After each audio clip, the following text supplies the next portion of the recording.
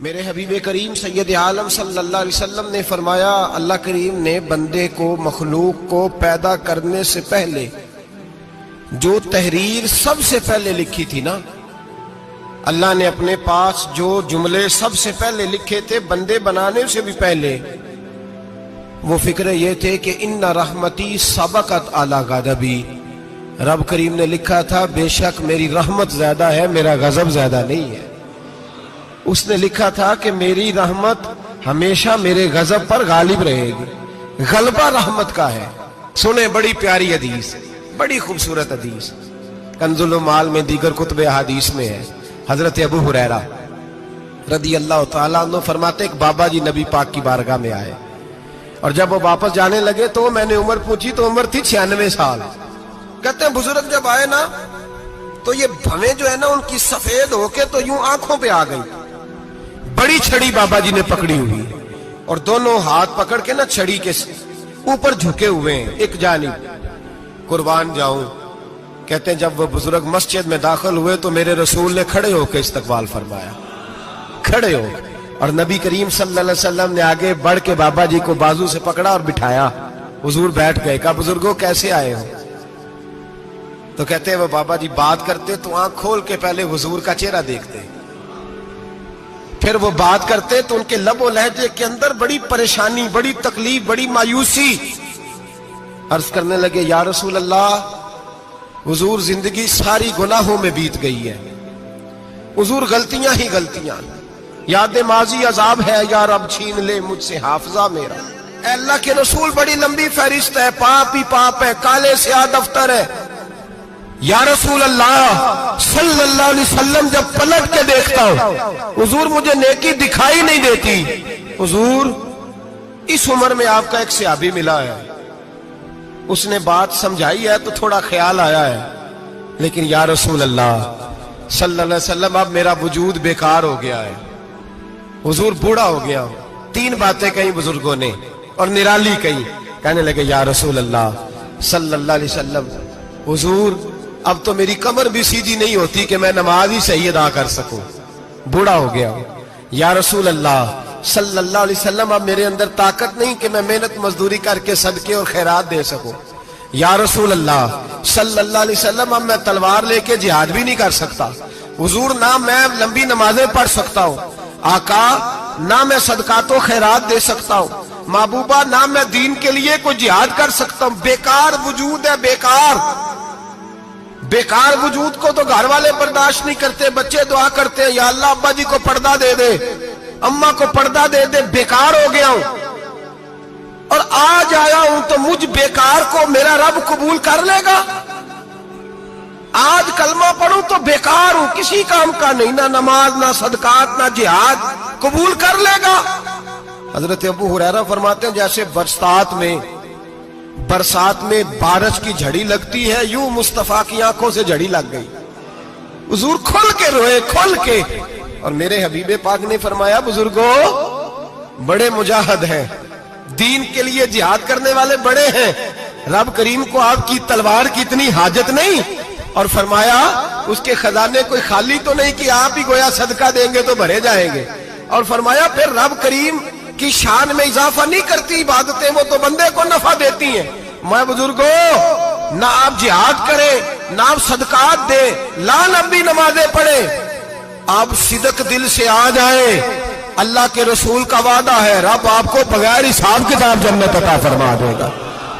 آنا تو شرط ہے کہ نہیں؟ آئیں تو صحیح، نہ پہنچے تو صحیح، آ جائیں، اس کو نہیں عادت صدقات و خیرات کی، جہاد کی، تبلیغ، آئے تو صحیح نا۔ ان العبد اذا اعترف ثم تاب تاب اللہ علیہ، میرے حبیب نے فرمایا بندہ جب رو کے کہتا ہے نا یا اللہ غلطی ہو گئی معاف کر دے، فرمایا میرا مالک اسے فوراً ہی معاف فرما دیتا ہے۔ تو آ تو صحیح، تو آتا ہی نہیں، تو آ ہی نہیں رہا، تو گھر میں بیٹھا ہوا ہے، تو سویا ہوا ہے، تو دکانداری کر رہا ہے، تو پیسے گن رہا ہے، تو آیا ہی نہیں، آ تو صحیح۔ بلکہ میرے نبی پاک فرماتے ہیں جب اللہ پاک کا بھاگا ہوا غلام آتا ہے پھر تو اللہ زیادہ راضی ہوتا ہے، پھر تو اللہ زیادہ راضی ہوتا ہے، زیادہ راضی ہوتا ہے، تو آ تو صحیح، پہنچ تو صحیح۔ بلکہ صوفیاء تو اور بات کرتے ہیں، وہ کہتے ہیں تو کبھی بھول کے بھی رب رب کرے تو اللہ تو اسے بھی قبول کر لیتا ہے، بھول کے۔ ملا رومی کہتے ہیں بنی اسرائیل کا بندہ ہے، सनम पत्थर को कहते हैं, बुत को कहते हैं। बुत के सामने खड़ा है और सारी रात कहता है या सनम या सनम या सनम, ऐ पत्थर ऐ बुत, सारी रात पुकारता रहा। रात गहरी हो गई, नींद का गलबा थक गया, सोने के करीब आया तो गलती से मुंह से निकल गया या समद, या सनम की जगह निकल गया। रब करीम ने फरमाया जिब्रील दौड़ के जा, जो मांगता इसे दे दे। हजरत जिब्रील अर्ज करते हैं मौला भूल के तेरा नाम ले रहा है, भूल के ले रहा है। तो रब करीम ने फरमाया चल नाम तो मेरा ही ले रहा है ना, मेरा ले रहा है ना। या अल्लाह, वो अल्लाह करीम ने फरमाया झूठे के सामने सारी रात का खड़ा है, सारी रात का पुकार रहा है, उसे कुछ नहीं मिला तो सच्चे का नाम लिया है। अगर मैं भी कुछ ना दूं और बुत में और मुझ में फर्क क्या रह जाएगा। जा जो मांगता है झोली भर के दे, नाम तो लिया है ना।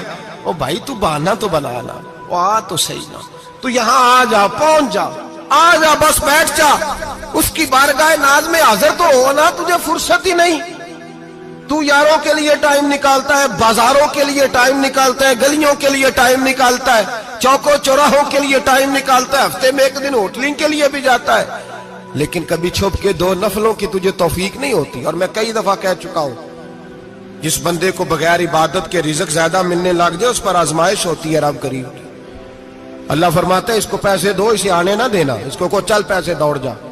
लोग समझते हैं मैं बड़ा से ज़हीन हूं, अक्लमंद हूं, देखो मैं अपनी होशियारी से चालाकी से आगे निकल गया। तो आजमाइश है, ये तो आजमाइश है रब करीम की तरफ से, ये तो उसकी खुफिया तदबीर है। मेरे भाई उसकी बारगाह नाज तक जो आ गया, आना तो हमारी जिम्मेदारी है कि नहीं। फिर उसकी रहमत आगे बढ़ के इस्तकबाल कर लेती है, फिर अल्लाह का फजल उसको थाम लेता है उस बंदे को। और खुदा की रहमत कितनी ज्यादा है। मेरे हबीब करीम सैयद आलम सल्लल्लाहु अलैहि वसल्लम ने फरमाया अल्लाह ने अपनी रहमत के 100 हिस्से किए। हुजूर फरमाते हैं एक हिस्सा अल्लाह ने दुनिया में नाज़िल किया है। कितना? एक हिस्सा। फरमाया ये जो माँ बेटे से प्यार करती है, बाप बेटे के लिए मजदूरी करता है, जो बहन भाई के लिए रोती है, ये जो बीवी शौहर के लिए दुआ मांगती है, ये जो बच्चे माँ बाप से प्यार करते हैं, फरमाया ये उस एक रहमत का नतीजा है, एक रहमत का नतीजा। तो सहाबा कहने लगे या रसूलल्लाह वो 99 किधर है? नबी पाक ने फरमाया रब करीम ने संभाली हुई है, कयामत के दिन तुम्हें अता फरमाएगा। अभी तो एक नाज़िल की है, अभी अल्लाह ने हजरत यूसुफ अलैहिस्सलाम के जमाने में कहत हो गया। तो जनाब यूसुफ अलैहिस्सलाम ने, क्योंकि आप अल्लाह के नबी से पहले से जान गए कहत होगा, तो हजरत यूसुफ ने गंदम पहले स्टॉक कर ली थी बहुत ज्यादा। बाकी इलाकों में जब कहत पड़ा ना, अब सब लोगों ने मिस्र की तरफ रुझान किया गंदम लेने के लिए। तो हजरत यूसुफ अलैहिस्सलाम ने ना शहर के दरवाजे पर बंदे खड़े कर दिए। फरमाया जो बंदा आए ना उससे 2 सवाल पूछना। जो आएंगे लोग गंदम खरीदने, जो आए 2 सवाल पूछना। एक पूछना कहां से आया है और एक पूछना लेके क्या आया है। एक पूछना, समझ आ रही है बात? और दूसरा पूछना कि लेके सोना लेके आया है, चांदी गंदम खरीदनी है तो क्या चीज लेके आया है, कि नगद पैसे लाया है, ये पूछ लेना।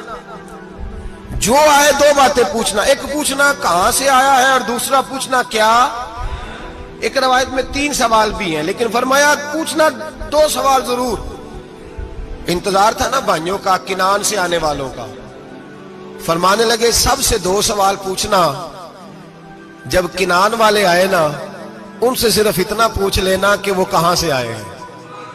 अगर पूछे ना किनान से आए हैं तो फिर ये ना पूछना क्या लेके आए हैं, फिर मैं जेबे खुद टटोल लूंगा वो क्या लेके आए। बाकियों से 2 सवाल। जब मेरे भाई आए ना, भाई भाइयां दे वैरी हुंदे ते भाई भाइयां दियां बावां, जब मेरे भाई आए तो उनसे ये नहीं पूछना कि वो क्या, बस ये पूछना कि कहां से। इतनी बात पूछना, बाकी मैं पूछ लूंगा। आप फरमाने लगे रब भी फरिश्तों से कहता है तुम कब्र में ना मेरे बंदों से ज्यादा सवाल ना करना, बस ये पूछ लेना मुझे मानते हैं, मेरे नबी को मानते हैं। कब्र में तुम इतने सवाल पूछ लेना, बाकी लेके क्या है वो मैं खुद ही पूछ लूंगा। फरिश्तों के सामने रब करीम अपने बंदे को बेआबरू करना, बस तू ये बता दे अल्लाह रसूल को मानता है कि नहीं।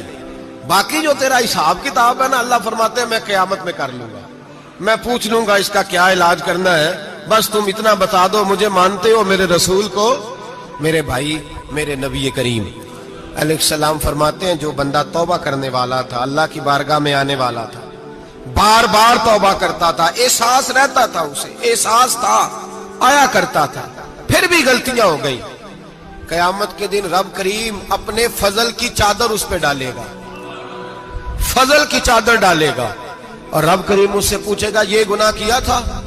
اور نبی پاک فرماتے ہیں اس نے بڑے بھی گناہ کیے، اللہ چھوٹے چھوٹے گناہوں کے بارے میں پوچھے گا، یہ غلطی کی تھی، یہ گناہ، بندہ ڈر رہا ہے، وہ کہہ رہا ہے پتہ نہیں سزا کیا ملے گی، کیونکہ دنیا میں بھی ڈرتا رہا، یہاں بھی ڈر رہا ہے، شرط یہ ہے کہ احساس والا ہو، آتا رہو، پھر بھی غلطیاں ہو گئی، خیال کرتا تھا، محنت کرتا تھا، نیک ہونے کی جدوجہد کرتا تھا، کوتاہیاں رہ گئی، یہ گناہ کیا تھا یا اللہ بھول گیا تھا، یہ گناہ کیا اللہ مجھ سے غلطی ہو گئی، یہاں بھی کیا تھا یا اللہ غلطی ہو گئی۔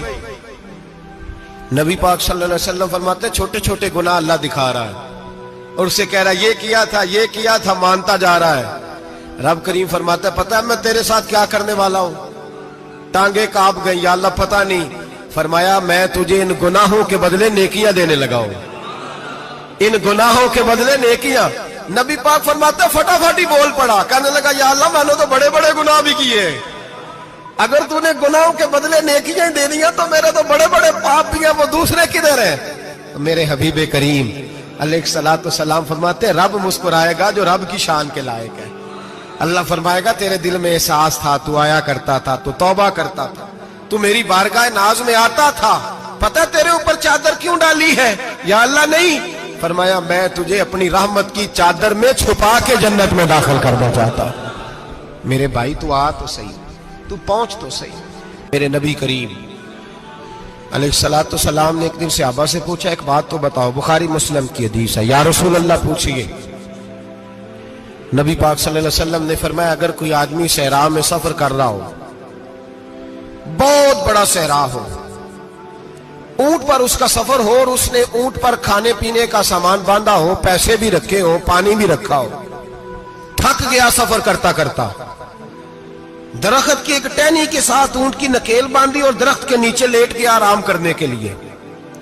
اللہ کے حبیب فرماتے ہیں اچانک اس کی آنکھ لگ گئی، جب جاگا تو اس نے دیکھا کہ اونٹ تو غائب ہو گیا ہے، اب نہ کھانا ہے، نہ پانی ہے، نہ پیسے ہیں، اور صحرا بڑا لمبا ہے، پیدل سفر بھی نہیں کر سکتا۔ تھوڑا سا ڈھونڈا، پھر موت کا انتظار کرنے لگا، سوچنے لگا اب موت آئے گی، اب مر جاؤں گا۔ اللہ کے محبوب فرماتے ہیں تھوڑی دیر گزری، جب بالکل مایوس ہو گیا تھا تو اچانک نظر پڑی تو اونٹ اس کا سامنے کھڑا تھا۔ نبی پاک سے عباس پوچھتے ہیں بتاؤ، اس کی کل کائنات اجڑ گئی تھی، راز ضائع ہو گئی تھی، ہر شے لٹ گئی تھی، دوبارہ اسے مل گئی ہے، بتاؤ اسے کتنی خوشی ہوگی؟ صحابہ کہنے لگے یا رسول اللہ نئی زندگی مل گئی اس بندے کو، وہ ساری دنیا سے زیادہ راضی ہے۔ تو میرے کریم رسول صلی اللہ علیہ وسلم نے فرمایا رب کریم کا نافرمان بندہ جب اس کی بارگاہ میں آ کے توبہ کرتا ہے تو اللہ اس سے بھی زیادہ راضی ہو جاتا ہے۔ نافرمان جب آ کے کہتا ہے یا اللہ معاف کر دے، آئندہ نہیں کرتا، میں اللہ تو راضی ہو جاتا ہے۔ اور حبیب پاک علیہ السلام فرماتے ہیں وہ اتنا کریم ہے، جب بندہ اپنے رب سے صلح کر لیتا ہے، توبہ کر لیتا ہے، تو اللہ زمین کو کہتا ہے تو بھول جا میرے بندے نے گناہ کیا ہی نہیں، آسمان سے کہتا تو بھول جا میرے بندے نے گناہ کیا ہی نہیں۔ پھر رب کریم فرشتوں سے فرماتا ہے کہ مٹا دو جو تم نے لکھا تھا، میں نے اپنے بندے کے ساتھ صلح کر لی ہے۔